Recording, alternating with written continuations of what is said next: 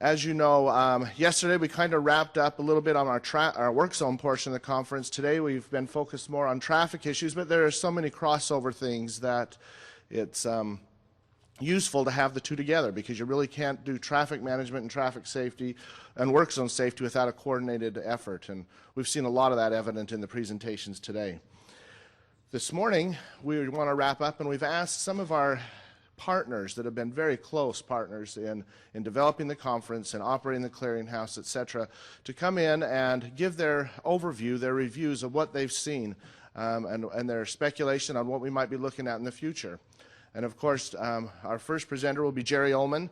He is the project manager. Well, he does a lot of things at TTI. There's hardly a study that comes out of that place that doesn't has his name associated with it somehow. But he's also been our contact and a good friend for 9 years, 10 years since we've began the Works on Clearinghouse project. So we're very glad to have Jerry Ullman here. And go ahead, Jerry. Thank you. Thanks, Brad. Yeah, I want to express my appreciation for those who've stuck around to the end here. And in reward for that, I'm only going to speak for maybe 2-3 minutes. So then we'll get out of here. And but I did want to go this morning and spend a little bit of time. And I didn't go as far into what I think the future holds. I decided to 2 slides, and I'm going to go through 4 points of what I think I learned this week. It's almost like what I did on my summer vacation kind of thing. And I tried to think in global terms. Actually, I used some of my coworkers last night. We sat around and we did a little brainstorm ourselves. Well, what do we think we heard? What do we think we've learned, and that kind of thing. So first thing I think we've heard, or that we learned by the end of the week, I don't think any of us is going to worry about having to look for a different job, a different field of different profession anytime soon. I think between the concerns about the fact that traffic's continuing to grow, congestion levels, you look at all the trends. TTI mobility report came out again, and we saw double-digit increases there. That's going to continue. Same time, I saw the ARTBIT presentation about where our funding really sits, and that's a very scary scenario when you factor in cost of materials, how they've escalated, and some of the other things that has happened, that we're actually going down in terms of what's our available funding level. And you hear on the Hill what is being talked about in terms of no taxes or no increases and that kind of stuff. We do have a major challenge before us, and it's only going to get worse. It's the only way we're going to deal with that, I think, in my mind, is this things like this conference, where we're talking about innovation and moving or bridging these gaps through innovations. I think if people back in the 1800s had tried to extrapolate based on the horse and carriage kind of mindset about what would happen, 100 years from now, they would have predicted nothing would have worked. We wouldn't have had enough hay to feed all the horses. We'd have been up to our knees in horse dung, and those kinds of dire predictions would have been a lot like we're doing right now, and say, no, this is not going to be doable. Innovations obviously came along, and here we are today, way better than what anybody would have predicted years ago, and that's what we're going to have to focus on. And hopefully you all saw things this week and heard of things that'll spark your imagination and innovations that you see opportunities for, and we keep going in that way.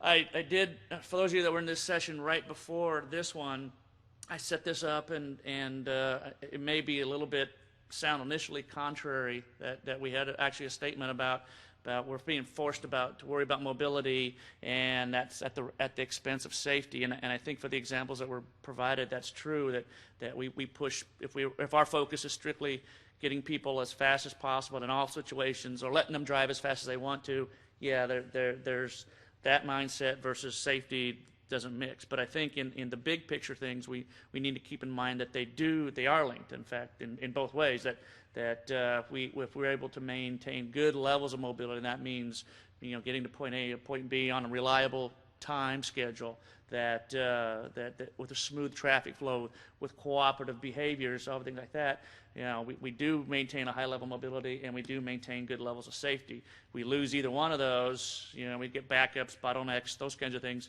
Boom, you see rear-end crashes increase and safety degrades.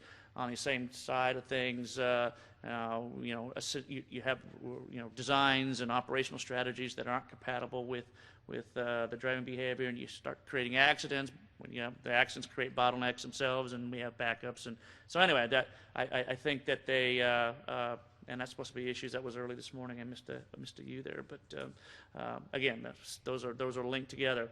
My third point, and I heard this today too, and I think that that's a good point that we continue to keep in mind that we have a good industry here where we're promoting stealing of each other's ideas and stealing, in a cooperative sense. First day of the session, second day of the session, Major Carrick with the Florida High Patrol came in and talked about all the things that they're doing down here. He gave credit. I don't think he claimed that he had any original ideas. He had stolen them from every place that he's been. And we listened to the innovations that were talked about with the bridge replacement project in this last session. Seeking out, trying, and improving upon those ideas is a key emphasis area, I think, of this conference. Why this conference is held is to get that kind of a thing. One thing as a researcher, I want to emphasize and encourage and promote is that doing these things is excellent and a good way for us to keep moving things forward, innovate. The more that you can let others know about it, the more that you're benefiting the profession. And not only the successes. We always hear about the successes, and it's really tough to turn around and come back forward and say, well, we tried this and we couldn't make it work, or this didn't work, and that kind of thing. And we don't ever write those up in reports, hardly ever. We do as researchers, but we always, it's not something you want to have happen, but those are as valuable, knowing what not to do next time as it is what to do. So a key point there. This last point, I think, is important from going back to the recognition of just how critical the transportation is to our society, how risky it is when you look at where trends are going, and that we need to be looking as part of the innovation process, recognizing where we have vulnerabilities in our system, both from everything from a disaster response to operational peak period strategies, and I think in terms of redundancy. I know redundancy, in some ways, from an engineer's perspective, is required. But at the same token, we sometimes think that's a overkill, waste of resources. If we can just slice down and get more out of what we've got available, we think that's always an improvement. And we have to keep in mind that there is a lot of uncertainty in what we're dealing with, what we're dealing with in the future, and being able to have this or think in terms of where it's possible, where it's cost effective, looking for redundancy in the way we do things is important. So with that, that's all I had to say. Thank you all for coming, and I look forward to seeing you at the next conference. So thanks.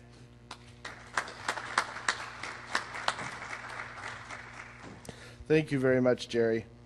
And of course, for most of the people in this room, Jerry is no stranger, nor is Ken Kabetsky from Asheville. And it seems like every time I talk to Ken, or I try to talk to Ken, he is somewhere in the country running some conference, making some presentation, attending some meeting. Probably one of the most energetic and busy people that I know of when it comes to traffic management and traffic safety. And so we're very pleased that he's been here, been very helpful in organizing the conference. And we'll give Ken a few moments to talk about what his observations are. Thank you, Brad. Yeah, you're right. Sometimes I wake up and figure out what city am I in. But at any rate, I've just had a few observations.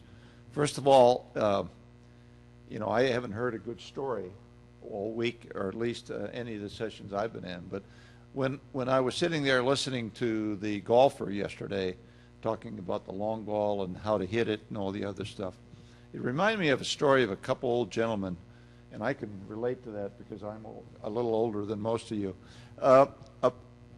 being avid golfers. And they were now in an extended care area, but they were still able to talk about golf and do those things. And one had arthritis bad, and the other one's eyesight was bad. So they really couldn't play golf anymore. But he said, we talked a lot about partnerships. And they said, you know, let's do this as a partner. He said, the guy with the bad knees has good eyes. And he can watch the guy who has poor eyesight, but he could still really hit the ball.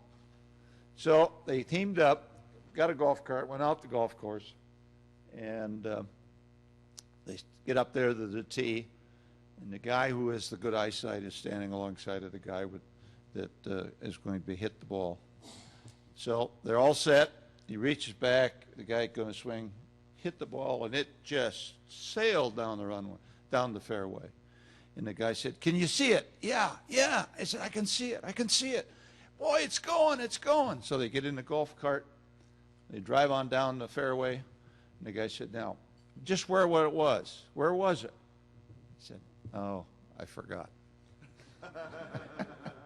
So age sometimes approaches us in different ways.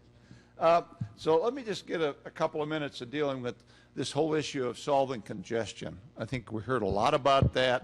In fact, Rick Kapka even mentioned that as one of the federal highway and priorities. And one of the areas is we have two things to deal with. One is this dealing with it on a reoccurring daily process. We probably pretty well know as commuters where it's going to happen and why, and we adjust accordingly. And we have things like these traffic management centers that help us do that. And you heard a good bit about that. And if you took the tour, you went out and seen what they were doing. And if you've seen the demo about incident management, that's the other aspect of where we really are beginning to show some strides. I can remember going back in my long career when we first brought traffic management centers into the scene. We thought we were really doing lots of good things, and they still are. But we find that it's that incident that occurs where we really have these problems, and I think we've seen a good bit of that. In fact, the demo out in the lot was one of those areas where, and I begin to see where people believe now that the Service Patrol and the ones they have here in Florida, particularly in this district, are really active. And I think you'll see in the future probably some funding, hopefully additional funding, that would come forth in any reauthorization. It all gets down to this whole issue of partnerships. You need to work, and that's where you really need to bring the enforcement people, the operations people, the maintenance people, and the local community. All have to recognize that they got to row out of the same boat, and until that happens, you'll struggle. So I think we've seen and demonstrated a good bit of how partnerships work and how well they work. In fact, I sat in on one of the regional meetings that was they were bringing all these particular people together, and this whole issue of hot lanes. We talked a little bit about that in one of the areas. And I think this is another area of solving congestion at the price of what you're willing to pay. And it's not automatic tooling. It should be automatic tolling. But, I guess I'm a carpenter, so, at any rate, at that rate, that remains to be seen. One of the things that, everybody said, well, we ought to toll. And quite frankly, you can't toll our way out, but we can control it in some ways. Technology. The implementation of technology, you hear it and you hear it and you hear it. It takes too long and it's too risky. I've been in this business for a long time. And, I get daily, or not daily, but I used to get lots of queries about, especially since I've been with AASHTO, about, I have this new widget. How can I get approval from all the DOTs? And my response has always been, if I could do that for you, you couldn't pay me enough money. But you've seen in the tech fair some of the new technologies. You've seen some of the advanced areas that we are really working in terms of not only the ability to detect vehicles, know where they're at, where they're going, et cetera, and so forth, but even the technology that you've seen out there in the demonstration of that parking lot, where they were able to bring in a wrecker and right that vehicle up, that truck up, without blocking the lane, so to speak. That had to be specifically designed for that need, and I think that's where, you know, in the past, we've adopted a lot of farm equipment to do things we thought we ought to be doing something on the road. And again, you heard Rick Kapka talk about long life, you know, highways for life, and we need to think about the technology that we have a way for us to take and bring in new materials. Unfortunately, as government is government, we tend to do the same old, because that's what we're comfortable for. But coming to conferences like this and being able to share with not only the user, the suppliers, and the inventors, if you will, is an opportunity to partner in the right direction. It's something that takes a long time, but don't give up. It'll work. So those, Brad, are primarily my focus of, you know, I've had 125 slides to show you, but no. Any rate, I want to thank you for staying as far as my part of the program is concerned. It's always nice that I've thought for a minute that it would be Brad and I and Jerry, but, you know, and we may have to bring in some coffee and donuts or something. But no, again, thanks for staying.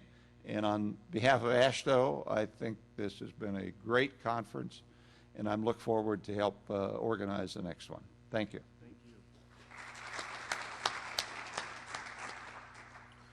Well, once again, thank you. I don't really have anything to add to what's been said already today, other than just a few points of interest, observations myself. For one thing, if you are like me, there have been 3 concurrent tracks running, and it was very difficult to try to pick topics. We're running just the conference in the mornings, didn't have a lot of time, and only had 3 tracks to run. And still, I was sitting in one session wondering what was going on in the other session and hoping to get some of that information. What we've done, we've taken the time to videotape at least one of the sessions each time and tried to pick the one that we thought had the broadest general interest to the public. And then we've captured the presentations, the PowerPoint presentations, etc., from all the presenters.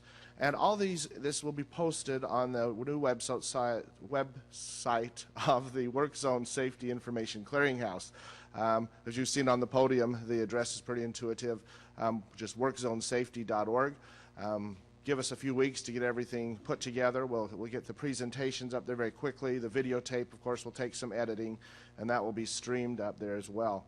And just want to remind you about the Clearinghouse, to use it. It's a great free resource, and if you have information that you think should be up there, or you have materials you would like us to post, feel free to do that.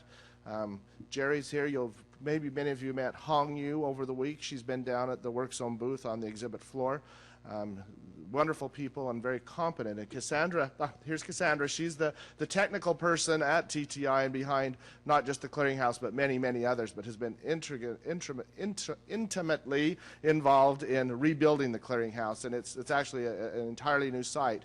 And as you have maybe observed or saw demonstrated yesterday, or hopefully we'll just go home and try it and use it. And again, it's not a static resource. It's going to continue to grow. We'll add resources as they come. I was very interested in this last session in this room when we talked about a lot of the innovations and ideas that come from not just here but around the world. And we've had some very good information. Maura's sitting up here on the front table. I found some very good, interesting information that was brought to us from our friends in the UK. So we've distributed their materials, and more are here for your taking. And again, these are the types of things we'll try to gather, not just stateside practices, but anywhere we find a good idea, we'll try to get that, and as we get permission, we'll post it or link to it on the Clearinghouse. So thank you very much for your attendance today. I hope you've enjoyed it. We'll be back again in 2 years. This is an every other year event, and can't tell you exactly where that's going to be right now, but keep your websites open or your web addresses open and tune into the Clearinghouse, and we'll make sure you know about it. So thank you very much, and we hope you go down and enjoy the last few minutes of the show that opens up in just a few minutes.